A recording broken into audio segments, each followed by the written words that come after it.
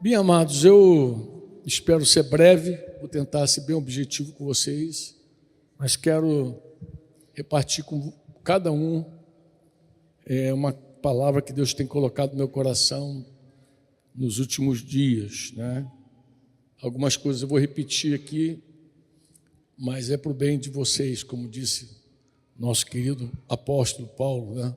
Não me canso de falar as mesmas coisas para guardar.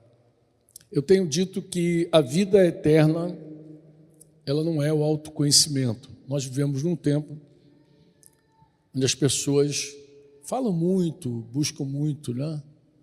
Elas estão fazendo uma apologia a essa descoberta de si mesmo, né? O autoconhecimento. Mas Jesus, na sua oração lá, em João 17, versículo 3, a oração do Senhor, registrada por João, a última oração antes da sua crucificação, assim, não aquela oração da cruz, né, agonizando ali, antes de ser preso, torturado, mas ele estava ali ainda solto. É uma oração que foi documentada inteira, integral, João 17. Mas no versículo 3, ele vai dizer que a vida eterna é esta. E o que é a vida eterna? Que conheçam a ti, eu estou usando aquela versão NAA, Nova Almeida atualizada, que conheço a ti, o único Deus verdadeiro, e a Jesus Cristo, a quem enviaste. Esse conhecimento, ele só é possível por meio do Espírito Santo. Então toda a Trindade está aí. Você precisa conhecer o Pai e o Filho, e esse conhecimento se dá por meio do Espírito Santo. Até porque Jesus é o Logos de Deus, Jesus é a palavra de Deus, e você não vai ter revelação dessa palavra sem o Espírito Santo. A Bíblia, sem o Espírito Santo, é um livro estranho, eu sei, porque eu ganhei uma Bíblia bem antes de me converter, e ela ficou ali amarelando ali, e pegando pó, aberta no Salmo 91, na minha sala, para ver se tirava ali os maus espíritos, sei lá, o mal olhado, sei lá qual era a ideia. Nossa, mas aquele livro, quando eu tentava ler, não fazia sentido nenhum, até Jesus entrar e o Espírito Santo vir habitar no coração. Aí tudo faz diferença, a palavra se abre, amém? E falando em conhecimento, eu queria ratificar com vocês o que vocês já sabem também, lembrando do Oséias, capítulo 6, versículo 3, que não é simplesmente conhecer o Senhor no momento, ter uma revelação do Senhor, mas o convite de Deus para nós, o chamado dele, é que nós conheçamos e prossigamos em conhecer o Senhor. Então a gente conheceu um dia, a gente teve uma experiência com o Senhor, a gente foi revelado acerca de Jesus, mas o chamado hoje é conhecer e prosseguir o quê? Conhecendo. Cada dia mais. Você está vivo? Está vivo? Quem está vivo aí diz amém. Todo ser que respira, louva o Senhor. Está vivo? Então, se você está vivo, é tempo de você seguir conhecendo. Se você já conhece, tem que conhecer mais. Você não deve se conformar com o que você já alcançou do Senhor. Você não deve achar que você já tem tudo, também é um equívoco. O Senhor é uma fonte inesgotável de sabedoria, de conhecimento, ele é maravilhoso. Quantos podem dizer amém? Né? Eu gosto de Colossenses 1:10, Paulo, quando fala da oração dele pelos Colossenses, até porque nem conhecia aquela igreja, Epáfras pregou ali, inicialmente em Colossos, e ele fala da fé daqueles irmãos, e ele diz que também, lá no versículo 10 do capítulo 1, depois a gente vai ler melhor esses versículos aí, mas Paulo vai dizer que nós precisamos frutificar em toda boa obra e crescer, ele vai falar crescendo no conhecimento de Deus, está no versículo 10 do capítulo 1 de Colossenses. Então esse conhecimento precisa crescer, nós precisamos crescer não apenas em fé, no caráter, na capacidade, na competência, mas nós precisamos crescer no conhecimento. Você diz amém ou não? E conhecer o Senhor é tão bom, amados. É ou não é? O que para você significa conhecer o Senhor? Eu vou falar o que inicialmente vinha no meu coração quando pensava assim, conhecer o Senhor. Eu pensava assim, que conhecer o Senhor é ter respostas para todas as perguntas. Eu pensava, quanto mal eu conheço o Senhor, eu vou saber tudo. Vou saber os mistérios que me cercam. Porque o Senhor, Ele sabe tudo. Você diz amém ou não? Amém ou não? Mas eu preciso dizer uma coisa para você. Tem muitas perguntas ainda sem respostas. Tem ou não tem? Outro dia, eu estava com o presbitério, a gente recebeu umas irmãs lá para a gente orar. A palavra diz que se tem alguém enfermo, chama os presbíteros da igreja, faça oração com óleo sobre o enfermo, para que ele seja curado. Lá, Tiago 5,16, você deve lembrar. E aí nós estávamos orando, sempre a gente, acho que o Cláudio falou isso ontem aqui na reunião de líder, a gente sempre reserva um tempo maior para essa oração, porque nós entendemos que sempre existe um tema pastoral no meio, né? Não é simplesmente chegar lá para orar, né? Claro, tem alguns assuntos que são mais simples, mais rápidos, mas em geral, quando você chega, que a gente começa a conversar, a gente vê que o Espírito Santo dá uma direção, e a gente percebe que tem coisas mais de fundo ali, profundo. E, nesse caso, a irmã que eu já conheço, está no nosso vínculo direto, ela conta um testemunho de que ela teve uma doença séria, grave, que Jesus a curou há um tempo atrás, e que ela também não sabe por que razão essa doença voltou. Então, Jesus curou, mas a doença voltou. A pergunta que não quer calar, que sempre a gente fica, qual é? Será que Jesus ele faz algo pela metade? Será que Jesus cura alguém e essa doença pode retornar? Será que Deus cura alguém e daqui a pouco essa doença volta? Como assim, cara? Será que Deus faz algo imperfeito, incompleto, que não seja pleno? Sei lá, é uma pergunta. A gente conversou um pouquinho ali, não, acho que não foi um pouquinho, não, foi um pocão, né? Foi a manhã quase toda de conversa, né? A irmã até aproveitou para almoçar com a gente ali também, que tem aquele pessoal que vai de manhã para poder almoçar também com o presbitério.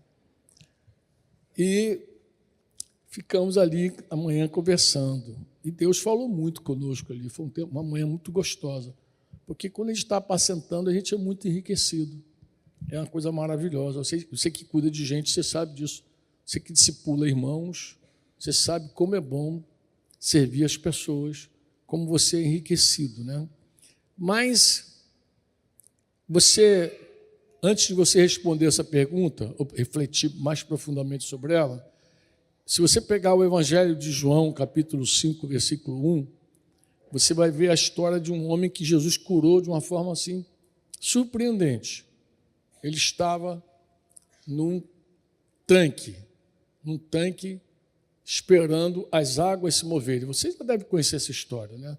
Era um homem que estava ali, pelo menos, enfermo, não ali no local, mas estava enfermo há 38 anos. E Jesus, lá o Evangelho de João, capítulo 5, vai começar a narrar essa história. E Jesus entra ali e cura aquele homem no meio daquele lugar que, quando você conhecer, Deus te deu a oportunidade de você conhecer, depois da guerra, né? For a Jerusalém lá, conhecer a Israel, tu vai, de repente, passar nesse tanque, vai ver esse tanque e vai ficar imaginando o que seria ter uma multidão ali de pessoas doentes. É uma coisa grande, é grande, mas não é muito grande, mas você fica pensando na multidão de gente, né? Betesda, né? Casa da Misericórdia, né? Casa da Misericórdia. Então, ele está ali na Casa da Misericórdia, esperando um milagre do Pai. Jesus entra ali e cura aquele homem. Mas no versículo 12, 13, né, depois do homem ter sido arguído pelas autoridades, pelos religiosos, né, quem te curou, ele não sabia mais, porque Jesus saiu no meio da multidão, ele perdeu Jesus de vista ali, ele viu. Mas no versículo 12, 13, Jesus encontra ele. E aí, vamos ler esse diálogo, se projetar aí, você pode ver, senão você pega a tua Bíblia impressa, sei lá, se você é moderno, é digital, mas diz que perguntaram no versículo 12, quem é o homem que disse a você, pegue o seu leito e ande. E aquele que tinha sido curado não soube responder, porque Jesus tinha se retirado por haver muita gente naquele lugar. Mas o versículo 14 diz que mais tarde Jesus o encontrou no templo e lhe disse: olhe, você foi curado. Não peque mais para que não lhe aconteça coisa pior. Como assim?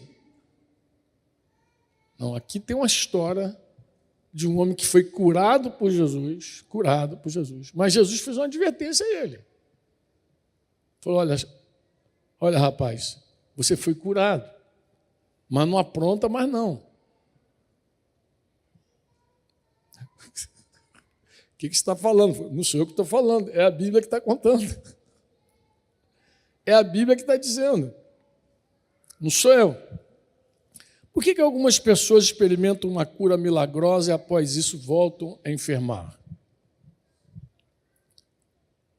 Eu creio que nós ingenuamente acreditamos que tudo está nesse ambiente material, visível, tangível. A gente é ingênuo. A gente acha que tudo depende desse mundo que a gente vê, desse universo que a gente contempla. Embora a maioria de nós viva no mundo virtual, a maioria já vive, até os velhinhos já navegam. A maioria está aí, mas, de alguma forma, a gente acha que tudo depende disso aqui. Eu vejo, eu percebo.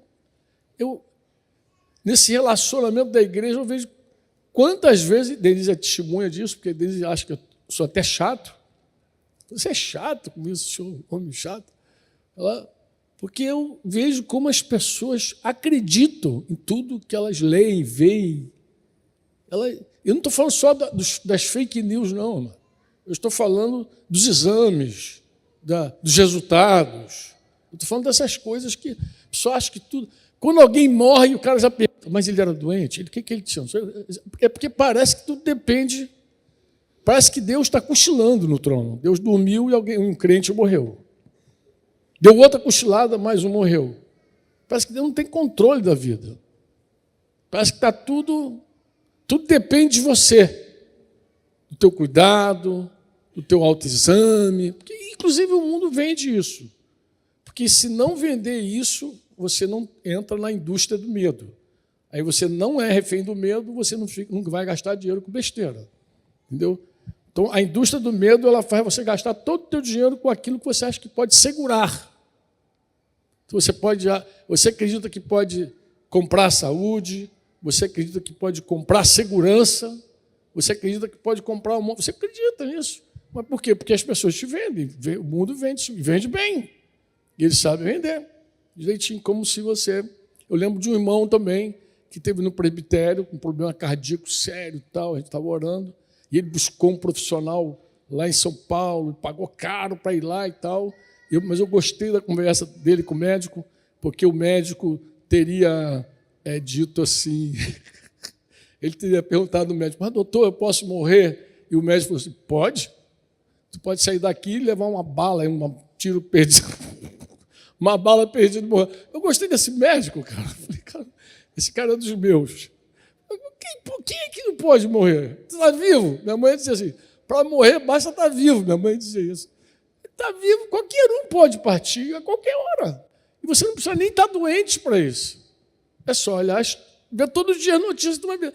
Todo dia alguém morre e necessariamente não está com as taxas abaladas, né? Mas por que essas pessoas ficam doentes? Então, eu digo, nós somos ingênuos.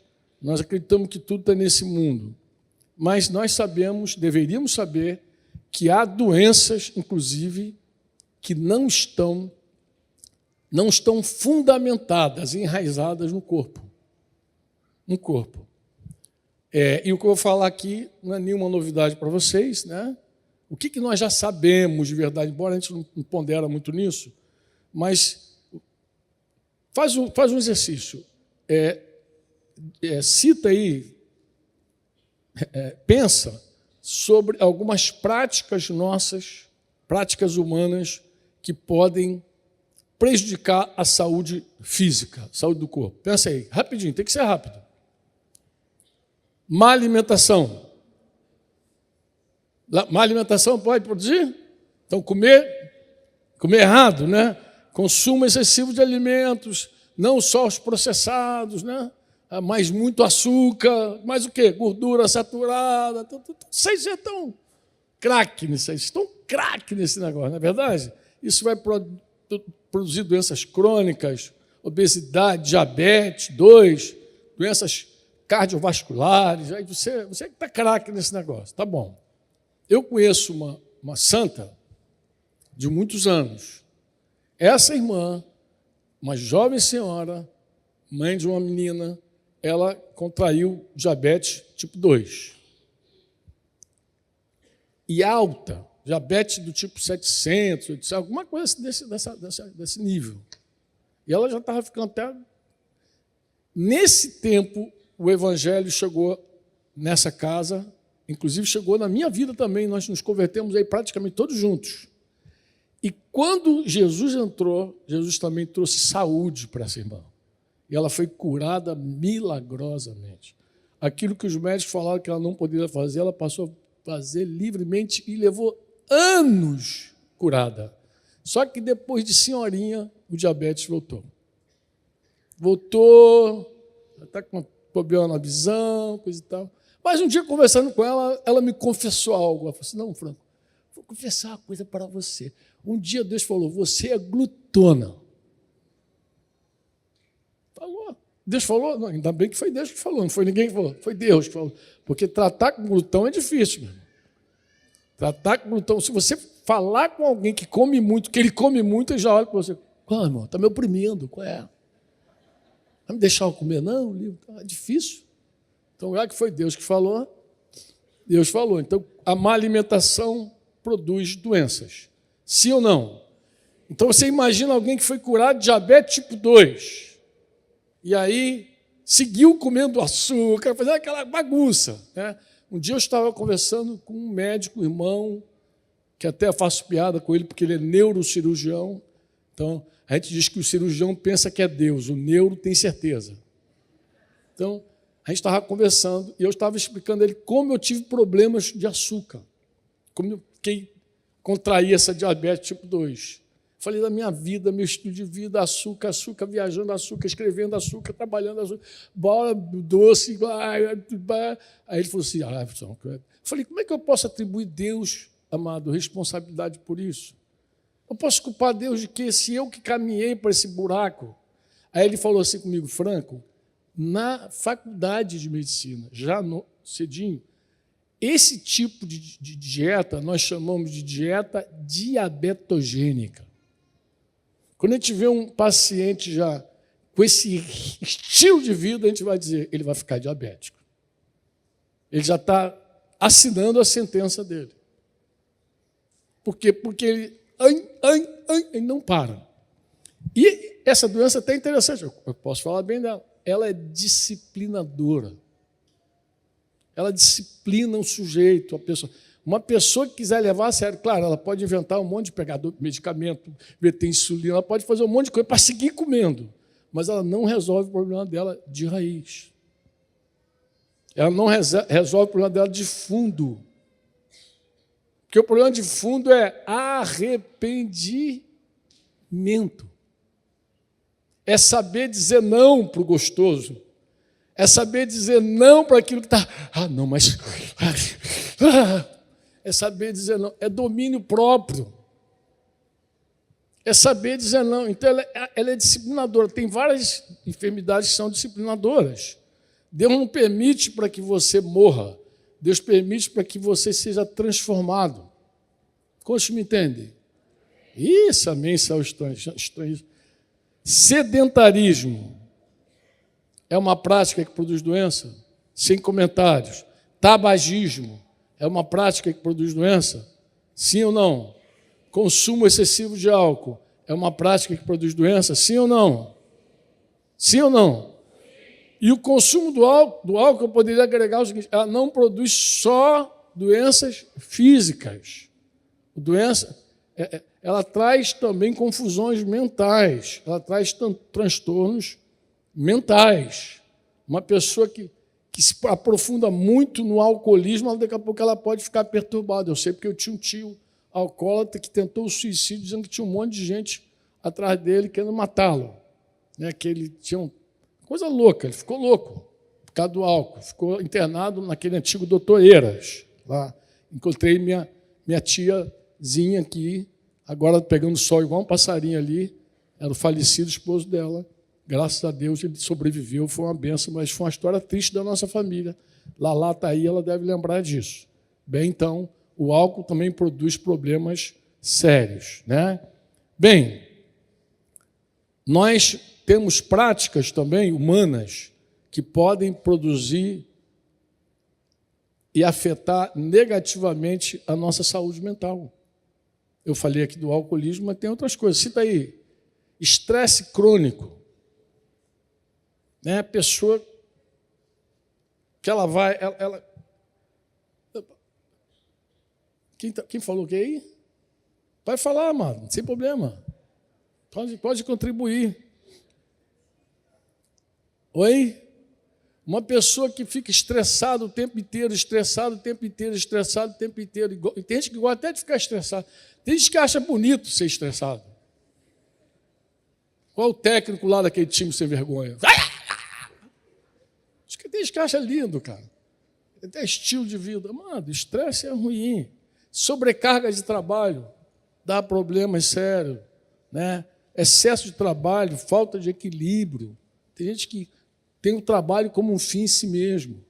Trabalho é uma bênção, irmão, mas não é um fim em si mesmo. Você pode dizer amém ou não?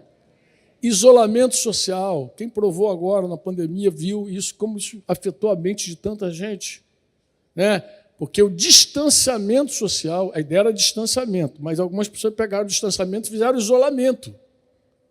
Era tanto medo de pegar o troço que tinha máscara, capuz, não sei o quê. Não podia falar nem pelo interfone contigo, para o vírus não entrar pelo... Então, esse isolamento produz doença. Bem, todo mundo sabe que quando você fica abatido, triste, a imunidade cai. Quando você tem um conflito qualquer, isso já é também resultado de algumas pesquisas, de alguns estudos. Você pega aí, você lê, você vê, como essas coisas, esse estresse que destrói tua imunidade e gera tantos outros problemas de várias ordens. Eu não sou médico aqui, mas um médico poderia dar esse relatório. Você também pode pesquisar aí, que você tem acesso a tudo. Você pode ler, pesquisar e ver quantas práticas humanas produzem enfermidades no corpo e na mente. No corpo e na mente. Tristeza excessiva e tal. Bem, mas nós precisamos conhecer a Deus. Você diz amém ou não? E prosseguir conhecendo Ele profundamente. E à medida que a gente conhece o Senhor, a nossa fé, ela cresce. Por que cresce, Franco? Porque a gente sabe distinguir entre aquilo que é a palavra de Deus e que não é a palavra de Deus. O teu conhecimento de Deus leva você a ter uma fé pura, genuína. Que tem muita gente que diz que eu tenho fé, mas você vai ver, não é fé, porque a fé depende da palavra. Fé é quando um cristão tem uma palavra e faz e pratica essa palavra. Fé depende da mensagem chegar a você. O que não é fé é presunção. Eu não estou falando que é presunção jurídica, não é o termo jurídico, não. É um sentido mais comum, assim, É um contexto mais geral de presunção, que pode ser assim, você tem uma hipótese, entendeu? Você tem indícios de que aquilo ali é Deus, mas fé é diferente. Fé é palavra. Você tem uma palavra, crê e anda, e é fé. E quando você conhece a Deus, você fica mais livre da presunção. O conhecimento de Deus te produz confiança. Mesmo quando você não tem uma palavra de Deus, você sabe em quem você crê. Eu sei em quem tenho crido. Estou bem certo que é poderoso. Então, você, quando conhece a Deus, mesmo sem essa palavra, você não fica destruído. Porque você, eu não tenho uma palavra, eu não tenho fé, eu tenho confiança no Senhor. Eu sei quem é Ele. Eu conheço meu Deus. Então, porque você conhece mesmo. Esperança, a tua esperança depende disso. Você diz amém ou não? Você diz amém? Inclusive, o teu conhecimento de Deus fundamenta a tua identidade. Quando você não sabe quem é Deus, você não sabe quem é você. Quando Pedro disse, tu és o Cristo, Filho de Deus vivo, Mateus 16, lembra? Jesus falou, e tu és Pedro. Então, esse autoconhecimento que as pessoas buscam, elas só alcançam quando conhecem de verdade o Senhor. Sem conhecer o Senhor, não tem autoconhecimento, coisa nenhuma. Quantos me entendem? Quantos me entendem? Não tem como. Não tem como. A identidade do cristão passa por esse conhecimento. O que nós já deveríamos entender? Eu quero ler alguns versículos para terminar. Tá? Já deveríamos entender mesmo. Eu vou ler alguns textos de Provérbios só para mexer com o teu interior. Pode ser? Provérbios 15, 13. Esse versículo a gente conhece bem, as mulheres principalmente. O coração alegre embeleza o rosto, mas com a tristeza do coração o espírito se abate. Preste atenção, não estou falando agora de corpo, não estou falando de psique, de alma, eu estou falando de pneuma, espírito. Eu estou falando de um elemento que muita gente não sabe que tem. Você tem um espírito.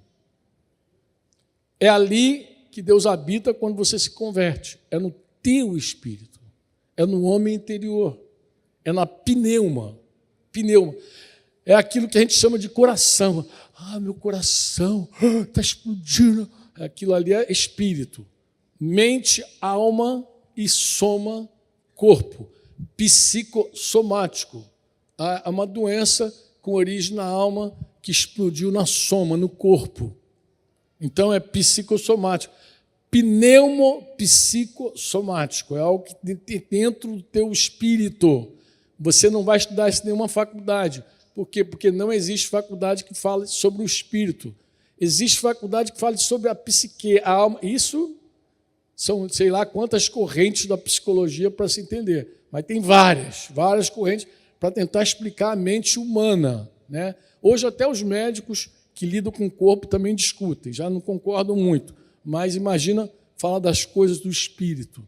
Então a Bíblia diz que o coração alegre, ele embeleza o rosto, mas a tristeza desse coração, na verdade, ele vai abatendo, vai contaminando todo o seu espírito. Teu espírito abatido. E qual é o problema de ter um espírito abatido? Provérbios 17, 22. O coração alegre, Provérbios 17, 22. O coração alegre é o quê? É o quê? É o quê? Mas o espírito abatido. Eu orei para uma senhora que uma vez estava sentada, até uma cadeira de rodas aí, e estava assim. Ela se levantou, a gente caminhou até aqui no cantinho, conversamos, e Deus me deu esse texto, Provérbios 17, 22. O coração alegre é bom remédio, mas o espírito abatido faz secar os ossos. E eu perguntei a ela, a senhora é triste? Ela, eu tenho uma tristeza crônica. Eu falei, a senhora está com um problema muito sério. Ela, qual é? Eu falei, se a senhora não resolver esse problema interior, a senhora volta para essa cadeira. Sabe, na verdade, os seus ossos vão ressecar. Porque os teus ossos estão secos e teu médico não vai descobrir nunca a causa. Porque os teus ossos estão secos por causa dessa tristeza crônica que a senhora abriga. Porque a tristeza pode ser alimentada, sustentada. Ferida é assim. Ferida da alma, infelizmente, muita gente usa. Usa para manipular, usa para vitimizar, usa para chantagear, usa para pedir. usa, tem gente que usa ferida. E ferida que você usa, você não experimenta a cura. Ferida usada não pode ser curada. Foi por isso que Jesus perguntou para o cego: o que você quer que eu te faça? Eu quero ver de novo, Senhor. Se o homem é cego, meu Deus do céu, é óbvio que o homem cego quer ver, mas Jesus perguntou a ele: o que você quer? Estávamos lá em Marechal Hermes Fonseca e eu evangelizando um cara doente, e nós falamos para ele, falamos de Jesus: Jesus pode te curar, podemos orar por você? Ele: não. Mas você crê que Jesus cura? Creio. Mas a gente não pode orar? Não. Mas por que não? Mas se Jesus me cura, como é que eu vou ganhar meu dinheirinho aqui? Assim, na lata. Fonseca olhou para mim assim, aquele olhar penetrante do Fonse, né?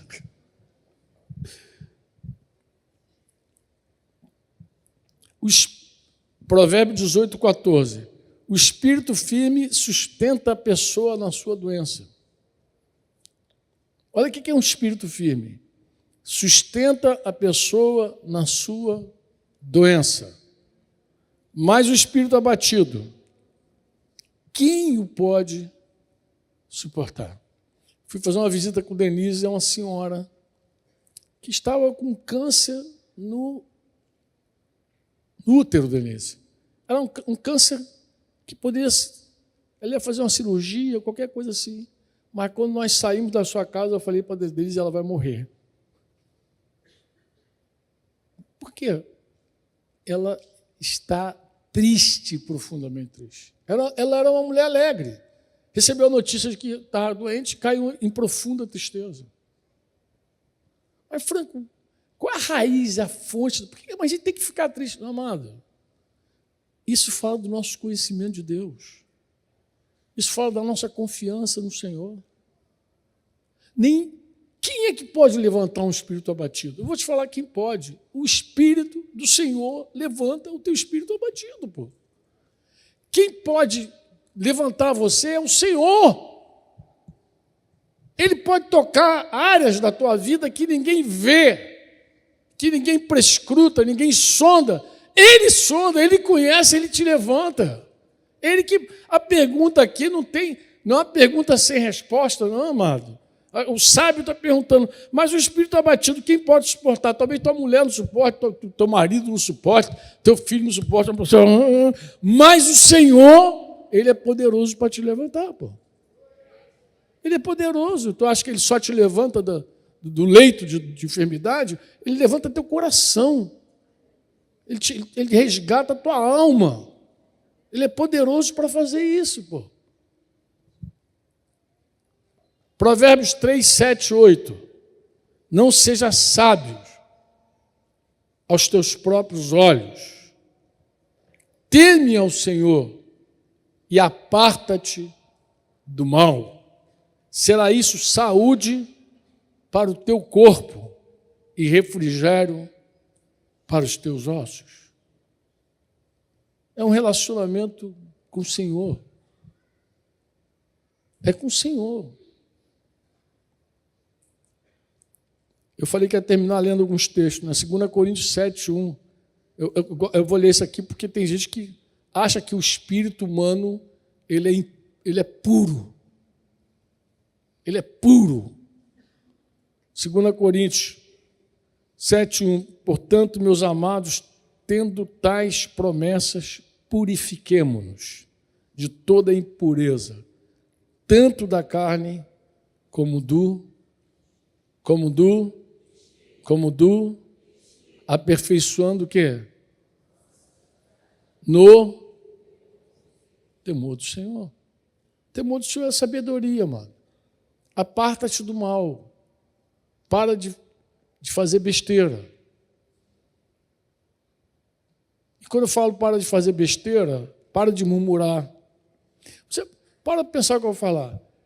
Imagina alguém que cuida do seu físico, cuida, acorda de manhã cedo e faz exercício, corre, caminha, mas é uma pessoa amargurada, não perdoa, não perdoa. Esse cara está arrumando o quê? Essa cidadã está arrumando o quê para ela? Ela está arrumando doença para ela. Doença. Mateus 18 lá. Vai ser entregue aos verdugos. Não adianta. Não, mas tem que cuidar da minha saúde. Tem que cuidar da tua saúde. Então cuida da tua saúde, pô. Integral. Não fica olhando só para o teu corpício e achar que está tudo aqui no teu corpo. Deixa Deus fazer a obra completa na tua vida. Completa. De ter um corpo saudável e uma mente podre. Ah, mas eu estudo e um espírito amargurado, que não perdoa, cheio de justiça própria, condenativo. Sei lá, tantos problemas que tem no nosso espírito. Abre teu coração e diz: Senhor, tu me sondas e me conhece. Tu sabe quando eu sento, quando eu me levanto. Vê se há em mim algum caminho mau e guia-me pelas veredas da justiça. Faz um check-up realmente com o Senhor, um check-in, né? Faz tudo. Deixa Deus passar o scanner dele em você, pô. Deixa ele mostrar. Eu desafio você a abrir teu coração e dizer: Senhor, passa teu scanner aqui em mim. Eu desafio. Tu me sonda, revela tudo. Algumas pessoas precisam passar por situações difíceis para se conhecer. É impressionante. Aqui tem um casal muito querido. O cara, ele cometeu um pecado. A mulher era uma santa, cara. Pensa numa mulher santa, cara. O cara sempre foi sem vergonha, mas uma mulher santa. E um dia, esse pecado veio à luz. Ele confessou o pecado, quis se arrepender, confessou para a mulher. E a mulher entrou no maior parafuso da vida dela. E um dia, conversando com ela falou: Franco, eu descobri que eu sou homicida. Eu falei: como assim? Eu queria matar meu marido. Da onde saiu aquele desejo homicida? Sabe que foi da carinha santa dela? Das reuniões de oração que ela participava, que ela dirigia? Não, mano. Estava dentro dela. Às vezes Deus permite a gente passar algumas coisas para algo de dentro vir para fora. E tu vê o monstro sair. Tu acha que Deus, na nossa jornada conosco, Ele não vai nos levar por caminhos onde a gente vai se conhecer de verdade? E como é que você acha que você se descobre como não perdoador, incompassivo? Como é que você se descobre compassivo? Eu te falo, quando alguém te ofende gravemente, aí você descobre que tem um monstro que não perdoa dentro de você. Como é que você se descobre homicida? Pergunta a sua irmã, depois eu passo o microfone para ela está aí. Faz isso não, irmã, pode ficar tranquila. Calma que eu não vou fazer isso contigo. Mas ela falou comigo: Franco, eu quis matar aquele infeliz. Ela se descobriu. É impressionante. Alguns dias depois, a gente cuidadoso com ela, para saber como é que ela estava, aquele processo de perdão e tal. Ela estava chocada com ela. Não era mais com ele, era com ela própria. Ela falou: Franco, eu descobri um monstro dentro de mim. Eu quis matar aquele homem, quis matar. Estava lá dentro. Deus passou o scanner dele. Deus só deixou passar a experiência. Aí você se conhece. Amados, Deus nos ama profundamente. Quantos podem dizer amém? Você pode dizer amém ou não? Eu falei que ia terminar, quero terminar. Me deixa eu terminar. Vamos lá. 1 Coríntios 2, 9, 12. Aí quando eu me inspiro, eu posso falar muito, mas não quero. Nem olhos viram. Porque você pode dizer: Franco, eu não tenho resposta para tudo. É verdade, mas Deus, na tua vida, Ele é profundo. Nem olhos viram, nem ouvidos ouviram, nem jamais penetrou em coração humano o que Deus tem preparado para aqueles que o amam. Eu sei que esse versículo, na cabeça de muito crente, fala assim, do céu. Eu já fiz esse teste. O que você pensa? O céu. É o céu. O que os olhos nem olhos viram, nem ouvidos ouviram, nem jamais penetrou em coração humano o que Deus tem preparado para aqueles que o amam. O que você pensa? Eu penso no céu. Mas Paulo não está falando do céu. É só ler o versículo seguinte. Deus, porém, revelou isso a nós por meio do Espírito. porque o Espírito sonda todas as coisas, até mesmo as profundezas de Deus. Pois quem conhece as coisas do ser humano, a não ser seu próprio espírito, a não ser o próprio espírito humano? Então ele está falando o seguinte, Paulo está dizendo que quem mais te conhece não é a tua mente, não é a tua psique, é teu espírito. Ele conhece você mais do que a tua mente. Ele está dizendo isso, que nele está. Assim, ninguém conhece as coisas de Deus, a não ser quem? Quem conhece as coisas de Deus? Quem conhece as coisas de Deus? E nós não temos recebido o Espírito do mundo, e sim o Espírito que vem para que conheçamos o que por Deus nos foi dado gratuitamente. Ou seja, tudo que Deus te deu, você não vai saber se não entrar nesse conhecimento verdadeiro com o Espírito Santo de Deus. Aí você vai me responder, Franco, então por que Deus não me responde aquelas questões, as perguntas que eu faço para Ele? Você está achando que Deus é Google? Inteligência artificial, IA. Eu tenho uma bola de cristal, acho que mais velha é bola de cristal, cartomante. Amado, Deus é teu Pai. Deus quer relacionamento. Deus não vai lá para você ficar perguntando, diz aí, Senhor, o que vai dar hoje no bicho? Para com isso. Não, em nome de Jesus, para de pensar que Deus está ali para responder você. Deus está no teu interior para se relacionar contigo. Ele é teu Pai que quer relacionamento profundo, íntimo com você. Ele não quer, não deseja ser um provedor de conteúdo na tua vida. Ele não é nosso Deus, Ele não é essa coisa que a gente pensa que está ali só para a gente ficar fazendo consulta. Tem gente que parece que só chega para Deus que não precisa de uma consulta, uma pergunta, uma bênção, um milagre. Não tem tempo com Deus, não se relaciona de fato com Deus. E Deus clama, Deus fala, Deus bate na porta. Eis que estou à porta e bato. Se alguém ouvir minha voz e abrir a porta, eu entrarei e cearei contigo. A gente está muito agitado, a gente tem muita coisa para fazer, parece que a gente só chega para Deus para perguntar. Deus é nosso Pai. Você diz amém ou não? João 16, 12, 13. Tenho ainda muito para lhes dizer. Tu vê que Jesus queria falar mais.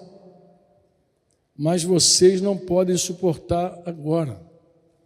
Porém, quando vier o Espírito da verdade, Ele os guiará em toda a verdade.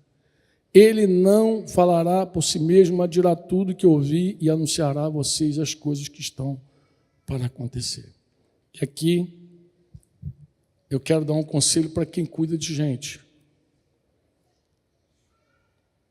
Quando você se relaciona com pessoas de verdade, o Espírito Santo tem o maior prazer em te ajudar. Quando você responde algumas questões dos irmãos, você é tremendamente enriquecido. Na verdade, quando você pastoreia, você tem respostas que você não tinha nem para você mesmo. E quando você responde o irmão, tu diz, meu Deus, de onde eu tirei isso? O Espírito Santo. Ele é totalmente relacional. Ele está muito empenhado nos teus relacionamentos, inclusive no meio do corpo de Cristo. Deus tem prazer em usar a tua vida para abençoar outras pessoas.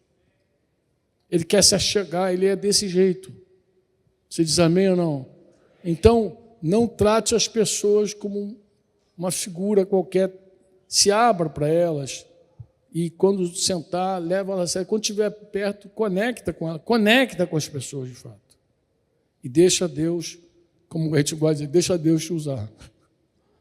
E quando Deus abençoar o outro, você sai abençoado também. Quando Ele responder para o outro, você aprende também. Você diz amém ou não? Nós precisamos transbordar do pleno conhecimento, diga, pleno conhecimento da vontade de Deus. diz que precisamos transbordar. Onde é que está isso, Franco? Lá em Colossenses, lembra que eu falei de Colossenses, capítulo 1? Se você, depois que Paulo fala com os irmãos, as saudações, fala sobre Epáfras, versículo 9 a 12, ele vai dizer: por essa razão também nós, desde o dia em que soubemos disso, da fé de vocês, da conversão, né, não deixamos de orar por vocês e de pedir que transbordem do pleno conhecimento da vontade de Deus em toda a sabedoria e entendimento espiritual. Dessa maneira poderão viver de modo digno do Senhor, para o seu inteiro agrado. Olha que coisa linda! Para o seu, frutificando em toda boa obra e crescendo no conhecimento de Deus. Assim, vocês serão fortalecidos com todo o poder, segundo a força da sua glória, em toda perseverança e paciência. Olha que coisa linda! Com alegria, dando graças ao Pai, que os capacitou a participar da herança dos santos. Então, qual é a conclusão, Franco? Não se acomode com a tua vida espiritual, com o que você já alcançou. Você está por fora. Você nem sabe o quanto Deus quer te purificar, quanto Ele quer se aprofundar, quanto Ele quer fazer ainda na tua vida. Você não morreu com Covid. Você está aqui, pô. Deus tem uma obra na tua vida ainda. Você crê ou não? Não feche teu coração para o Espírito Santo, não, irmão. Se abra. Se entrega. Amém? Deixa eu falar uma coisa contigo. Em alta voz. Deixa Deus curar tuas raízes. Não só um toque no corpo. Deixa Deus tocar teu coração, teu espírito. Fala assim: eu não quero ficar limitado ao físico. Pode falar com Ele. Eu não quero só experimentar a coisa física, eu quero que tu entre dentro de mim e faça a arrumação da casa por inteiro. Amor, amém? Teu corpo vai envelhecer. Quanto mais você viver, mais velhinho tu vai ficar. Não tem jeito para isso. Se Jesus não voltar, você morre. Mas a obra que Ele faz no teu espírito é eterna. A obra que Ele faz na tua alma é eterna. Você diz amém ou não? Efésios 3:20 diz, até falei com meu amigo Paulino, falei: Paulino, Deus quer que eu fale sobre esse assunto. Aquele que é poderoso para fazer infinitamente mais do que tudo o que pedimos ou pensamos, conforme o seu poder que opera em nós. Filipenses 1:6, estou certo de que aquele que começou boa obra em vocês há de completá-la até o dia de Cristo. Se depender de Deus, não fica nada pela metade. Se depender de Deus, não vai ficar nada. O problema somos nós. Nós é que não nos entregamos. 1 Tessalonicenses 5:23. O mesmo Deus da paz os santifique em tudo. E que o Espírito, diga Espírito, alma e de vocês, seja o quê? Íntegros e na vinda do nosso Senhor Jesus Cristo. Amém? Onde é que você vai ficar? Em que nível você quer andar com Deus? Eu vou voltar a te desafiar. Eu desafio você a falar: Senhor, Tu me sondas, Tu me conhece, faz a Tua obra. Não ignore as tuas tribulações, teu sofrimento, tua dor, não ignore. Tudo isso para Deus tem propósito. Os problemas que você passa na vida, tudo tem um plano na tua vida.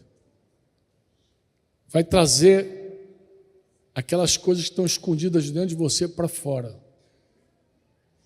E você vai poder ver, confessar, se arrepender. Se arrepender. Se Deus está deixando você passar por momentos difíceis na vida, eu te garanto, é para o teu bem. É para trazer à luz aquilo que você ainda não viu. Você crê nisso? Quantos creem? Eu não sei o que você está passando, mas Deus não perdeu você de vista, nem um minuto. Nem um minuto. Ele ainda segue trabalhando com você. A mão do olheiro está sobre a tua vida. Quantos querem orar? Eu não vou fazer nenhum convite, de verdade, para você vir à frente, nada. Eu quero abrir espaço aqui para um testemunho. O Júnior vai apresentar algumas crianças. Mas eu queria orar com todos vocês que estão livres e que querem mais de Deus. Você pode ficar de pé, em nome de Jesus? Júnior, já pode até subir para cá, meu lindo.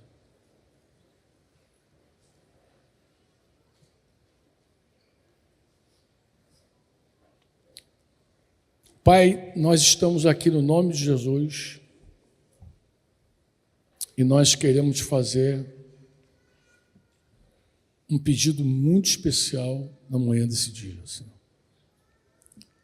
Pai, não te detenhas diante da nossa pequenez. Senhor, não permitas que nós passemos a nossa jornada de vida aqui sem te conhecer de verdade.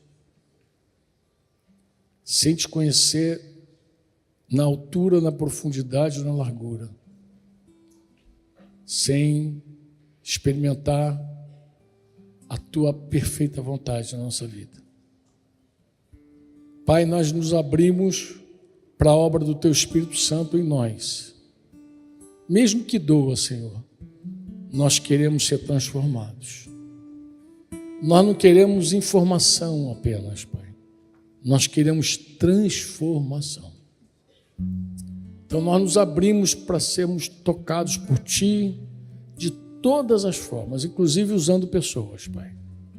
Usando circunstâncias, usando qualquer coisa, Senhor, que possa, de fato, tocar não só o nosso corpo, mas o nosso coração, Pai. Pai, nós estamos aqui confessando a nossa dependência total de Ti e abrindo o nosso coração para uma cura plena. Pai, eu quero te pedir também no nome de Jesus, que se alguém entrou nesse lugar aqui com o espírito abatido, com o coração triste, Senhor, que receba um toque do Teu Espírito Santo. Que a Tua unção poderosa venha sobre essa vida e mexa nas entranhas, Senhor. Senhor, mostra a essa vida quem é de verdade suficiente para levantar um coração abatido, um espírito abatido. Faz essa obra, Senhor. E se alguém entrou também doente aqui no seu físico, Senhor, como diz a Tua palavra, cura o nosso espírito, nossa alma e nosso corpo, Pai. Nós oramos para que o Teu Espírito, com toda a liberdade dele, faça um milagre aqui na manhã desse dia, Senhor.